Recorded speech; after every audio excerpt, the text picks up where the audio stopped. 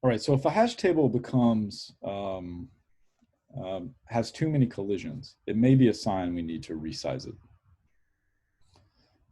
So a hash table resize operation increases the number of buckets while preserving all the existing items. Typically, what we do on a resize is that we grow the hash table to more than twice its current size, or some factor larger than its current size.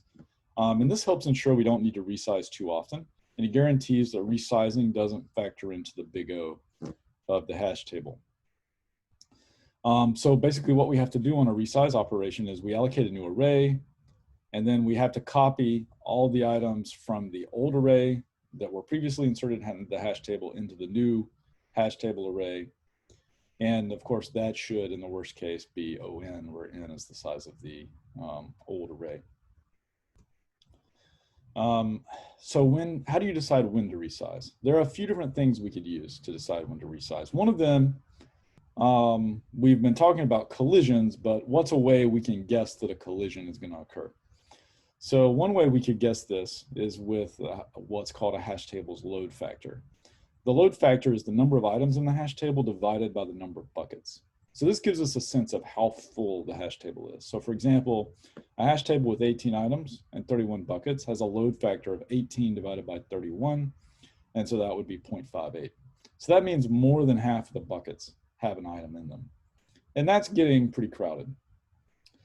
So we could, say, well, if our load factor exceeds a half, or if our load factor exceeds 75%, then we resize the hash table, something like that. So if we look at like all these different hash table designs we've considered, linear probing and chaining, then we could come up with some sort of resizing heuristic that takes all of these things into account. For example, we could say a load factor greater than 0.5, or when using linear probing, if we reach the probe distance with no free entry, we don't want to fail to insert. So what we have to do is resize the table and rehash things in order to open up new entries.